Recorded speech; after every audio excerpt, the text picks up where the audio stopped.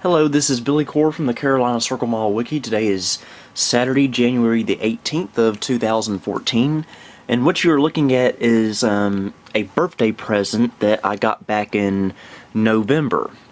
And I would like to especially greatly thank my good friend Jay Wakefield, aka Video Sans Frontiers here on YouTube, for purchasing this for me. It is a Compaq Armada 4120 laptop. He bought this for me because I was wanting a mid-90s gaming laptop, and I greatly appreciate that. And anyway, let's go over what all this laptop is about.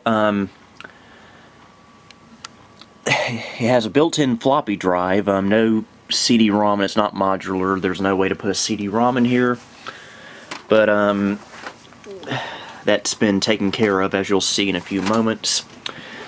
Right side, nothing much, just the AC power cord. Okay, and on the back, we have a PS2 mouse and keyboard port, which is occupied right now. Parallel printer, serial, infrared and VGA out, composite out. There went my screwdriver. And on the left, got a Kensington lock slot and two PCMCIA card bus slots. And on the front we have not sure which one is which, but it might be on the inside. Let me see here. Okay, we have that's microphone, that's headphone, and that's line in. And we got some indicator lights up here. And this very funky looking battery, which doubles as a handle and a whatchamacallit.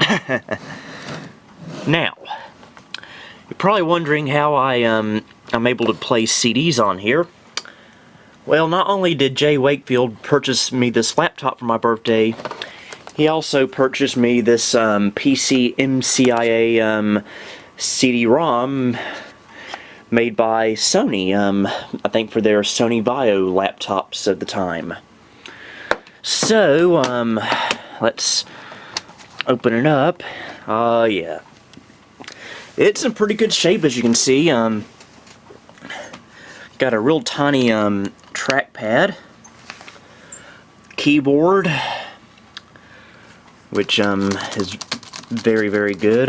Some, I think, like hot start buttons or something, power, and it has a 1.2 gigabyte hard drive, 16 megabytes of RAM, and a 120 megahertz Pentium processor. So let me get a few things situated and we'll turn it on. Okay, a quick apology to everyone for taking so long to make a video of this computer. I got it back in November, but I'm just now getting around to making a video about it. I really haven't used it much. I feel kind of bad about that, but yeah. Now, let's turn it on here.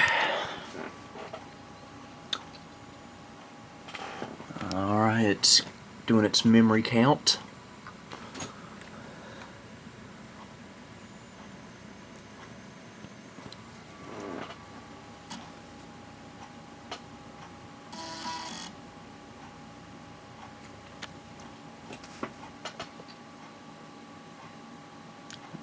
Alright.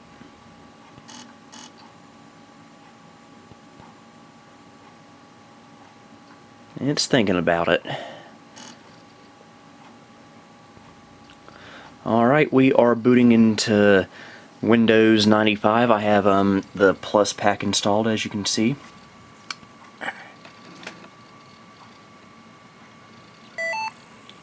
I just picked up the CD-ROM.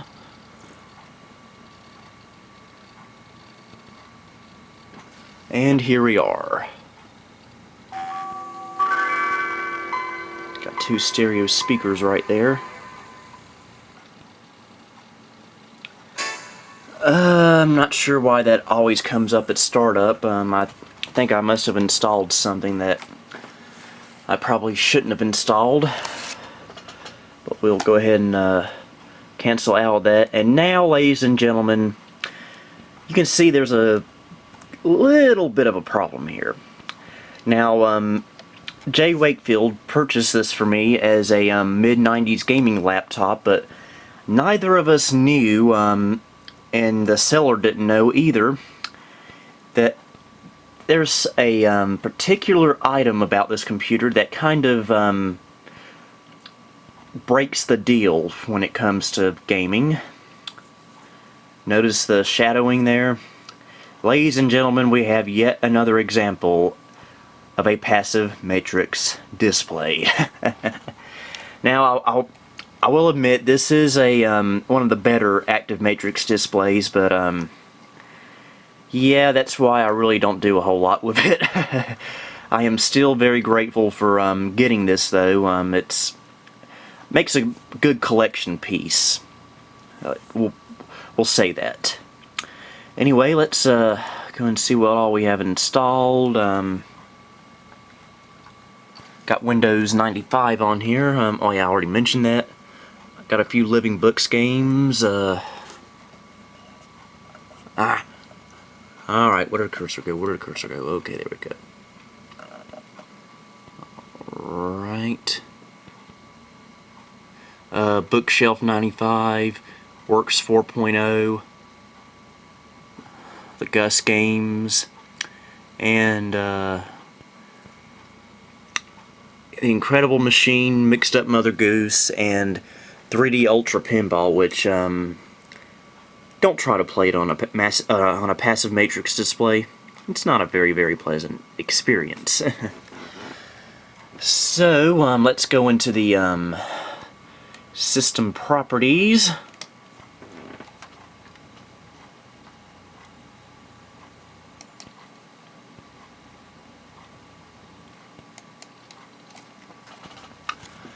Alright, Microsoft Windows 95 version B. Pentium, 120 megahertz and a 16 megabytes of RAM. We'll go to the device manager. Okay, we the PC MCI CD-ROM. It's a Sony branded drive, but it's really manufactured by Toshiba. Yeah, that stuff. Okay, why did I have to do that?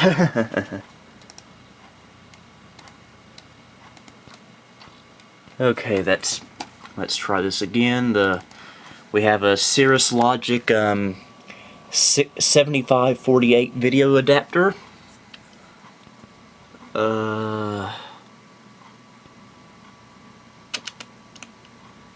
PCMCIA card service. I'm not sure why that's not working. He uses a Cirrus Logic chipset compatible PCMCIA controller. SCSI must be for the CD-ROM. Yeah, that's what I thought. And for audio, we have an ESS ES1788 audio drive. Whew. So we'll close out of that legitimately now. And we are going to do the traditional canyon test.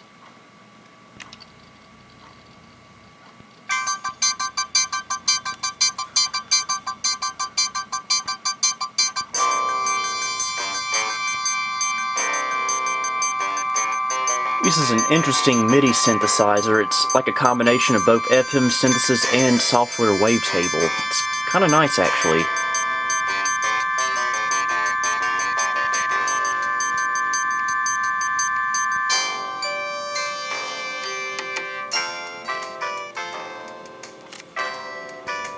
Speakers are rattling a little bit.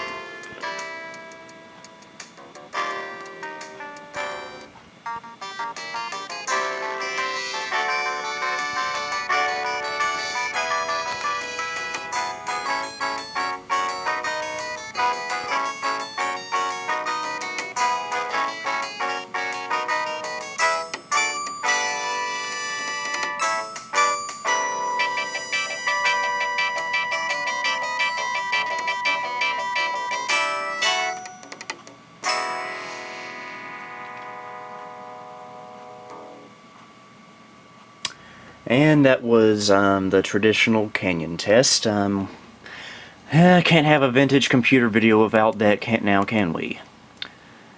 Do I have any... Well, I don't have the entertainment pack on here. What is wrong with me?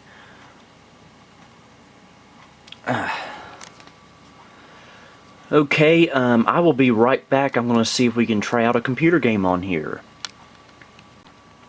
Well, an hour has actually passed since the last clip. I had to go eat dinner, and I am so full and stuffed that I feel like I might die on camera. So if I do, you guys get nothing. Anyway, here's the game I've chosen to play.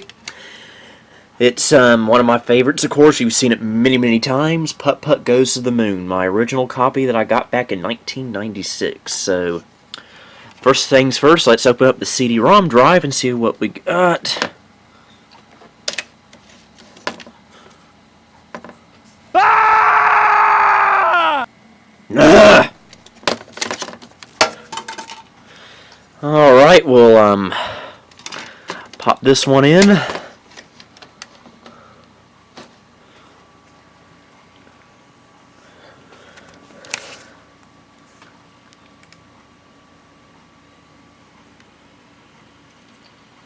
Alright, no, actually first we need to bring down the resolution. It's at 800 by 600. We need 640 by 480 for Putt Putt to look the best. And we need to do a panel stretch. There we go. And we are ready.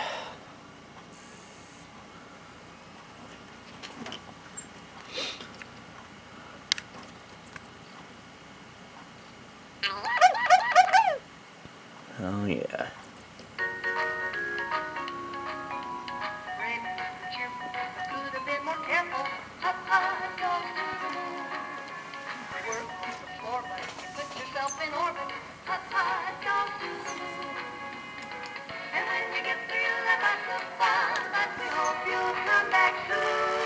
Yeah, look at that ghosting. I'm getting sick.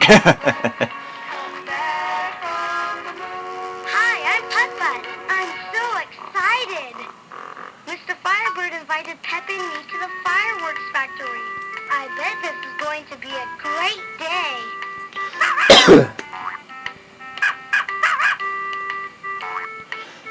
But, yeah, you know, on a game like this, I guess it's not too bad, but I still prefer a good old-fashioned active matrix so I don't lose my dinner all over my laptop. So let's go visit Mr. Firebird and get shot into space yet again. Because after 18 years of playing this, Mr. Firebird obviously hasn't learned how to manage a factory. Hi, Mr. Firebird. Welcome, Putt Putt. Would you like to help me make a skyrocket? You bet. Don't do it. But be careful not to touch that lever. It's for my big secret experiment. Wow. Just show me what you want to do.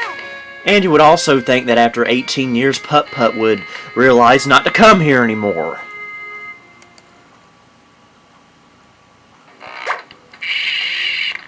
The disc is a little dirty, so it might jitter every now and then. Oh, the squiggly worms are my favorite. They're neat. Those hearts are sure pretty. Oh, those are cute hearts. Okay, I promise I will never do that again. So let's shoot this thing up in the air.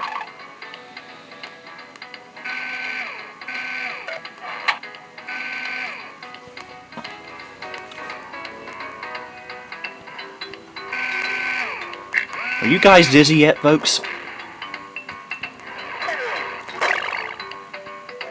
Oh, even that made me sick. You know, folks, never do what I'm doing right now.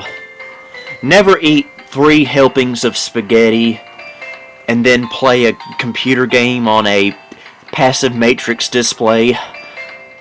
It's not a good idea. What a pretty butterfly. Here we go again. No, Pep. Oh no! What's happening?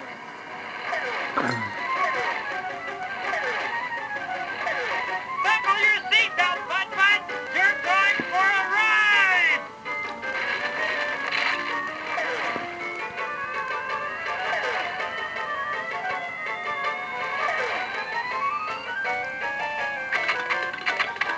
Wow. Pep, we're in outer space. And now we are in Windows. Ugh.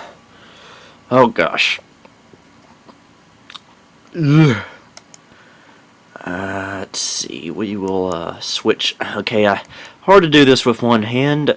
We'll switch back to 800 by 600, and we will try something else here. Here's the problem. I'm trying to use the mouse in my left hand while I'm right-handed. Okay.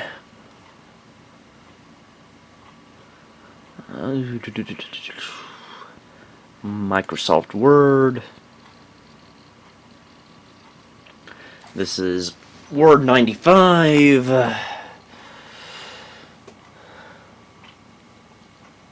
But yeah, this is pretty much what you would have expected in a laptop from this era. Laptops really weren't very common for home and personal use just yet. That's why you're seeing stuff like passive matrix screens, because they weren't designed for games. They were designed for getting work done.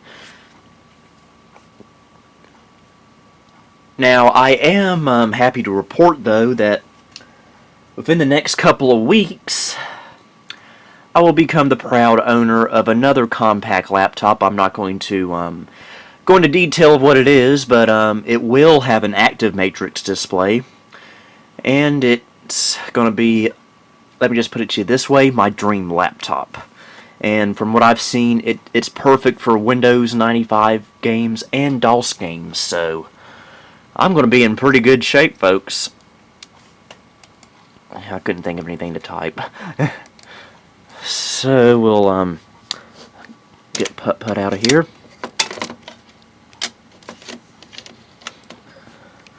And we'll probably call this a video. It's a little shorter than what I usually do, but I got some work I need to take care of. So for now, this is Billy Horror signing off.